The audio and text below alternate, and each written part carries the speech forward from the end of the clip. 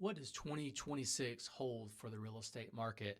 First quarter 2026, the anticipation coming out of 25 was a continued decrease in interest rates, which in turn would increase buyer demand and activity.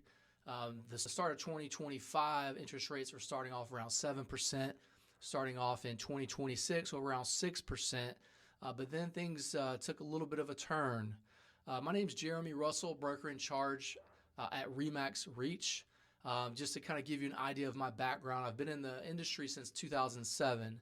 So I've navigated recessions, short sales, foreclosures.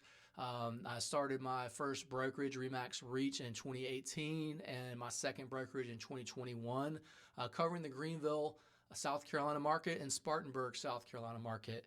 So I've seen a lot of activity over the years and different buyer and seller trends, interest rate fluctuations, and of course, COVID was another time frame that really created an artificial market. And I think today a lot of buyers and sellers kind of are still holding on to that COVID artificial environment of low interest rates, low inventory, multiple offers, and what does that look like for 2026? Well, right now we start off in the sixes. A lot of economic changes have taken place since then. We're in March of 2026, and fuel costs have gone up. Interest rates have slightly gone up, but as far as the local market here, over the years, the Greenville and Spartanburg market, the Upstate South Carolina, hasn't really ever taken a huge increase in pricing, whether it be up or down. So over the past year, we've still maintained a pretty high median price point. We're in the low 300s, and right now we're at about 312 into February. So the median price point is still maintaining itself. Interest rates are up a little bit right now, but what does that mean for the sellers and for the buyers? Well, if fuel costs continue to maintain high levels and is going to cost supply chain to increase their cost, which in turn is going to increase the builder's cost. Some builders may slow down their house starts.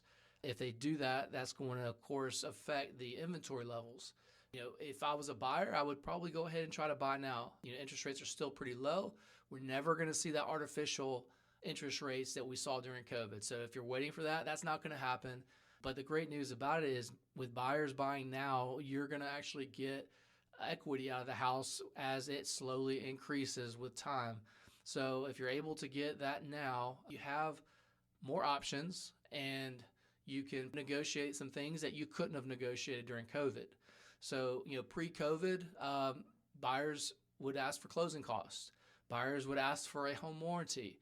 During COVID, that was not a thing. And we're going back to I would say 2018 timeline of inventory levels. So it's going to be a regular balanced market. We're not a buyer's market. We're not a seller's market right now. We're a pretty balanced market. So it's going to take some give and take on both parts. It's not one side's going to take over the other. It's going to be a meeting of the minds in order to come up to a mutually beneficial conclusion. So if I'm a buyer, I would go ahead and pull the trigger. I'd start looking at houses if you haven't started, and I'd go ahead and pull the trigger and get something and start owning that property and stop paying rent. If I'm a seller, knowing that there is currently more inventory, you are competing with new construction, and I would suggest making that house pop. During the COVID days, you didn't have to do anything to your house, and you would have multiple offers. Today, you're competing. You're competing with move-in ready homes. Of course, buyers' costs are higher, so they're not going to have as much liquid funds to do things after they move in. So we need to make that move-in ready as good as possible, whether it be maybe some fresh paint, have floors in good shape, have it staged properly. And when I say staging, that's not necessarily having to put furniture in it, but just making it look good, decluttering it, making the spaces larger. Consult a certified stager if you have access to that or your agent has access to that. But if you want to compete, you need to get the house ready to pop, and you need to price it accordingly. The days of COVID pricing are no longer here where you price it at the top and you're going to go get more and more above that. Now, keep in mind that still does happen.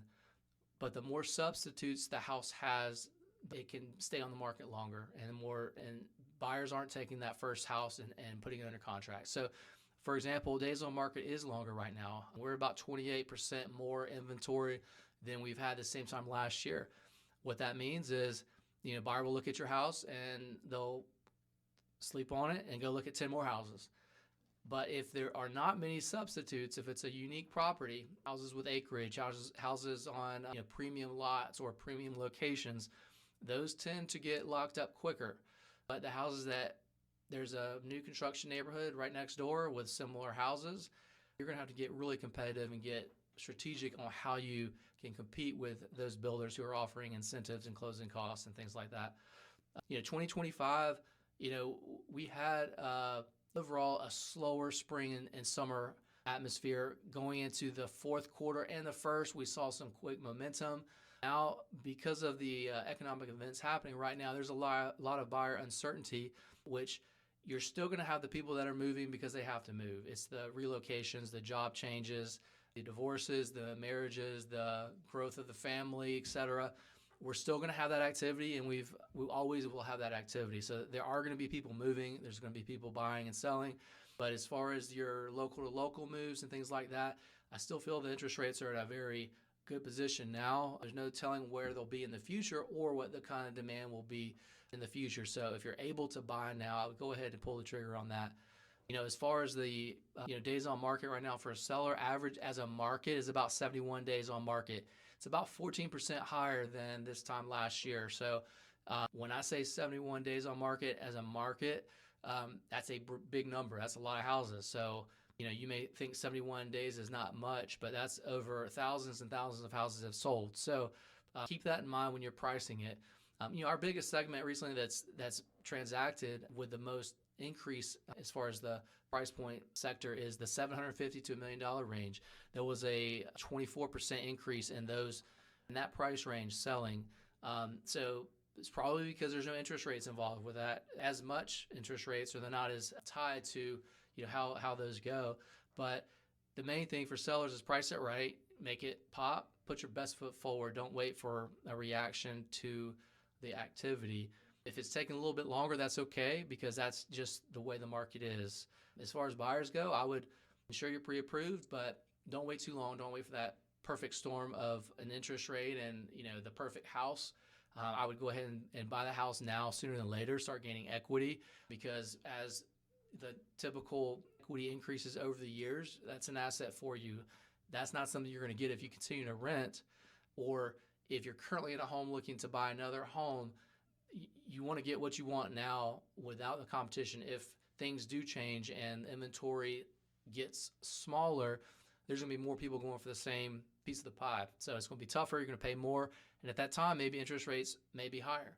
So the predictions was interest rates are going to go down over the year of 2026. Right now, it doesn't look like there's going to be much of a decrease, if any at all. So I wouldn't continue to wait on the sidelines. I'd go ahead and get active now, find the house you want, compete with it accordingly, and get the terms that you need, and then you can go from there. But it's a great opportunity for those of you who are willing to take it. And I think that you have to understand that there's a lot of things going on economically outside of our control that we can do anything about. So if you are looking to buy and sell and you're in a position to do that, I would go ahead and do it sooner than later to take advantage of that. But anyways, this is Jeremy Russell, RE/MAX Reach Broker in Charge. Appreciate you listening. And this is going to be the first of many videos I'm going to do. And if you have any questions, feel free to chime in below, and I'll answer what I can.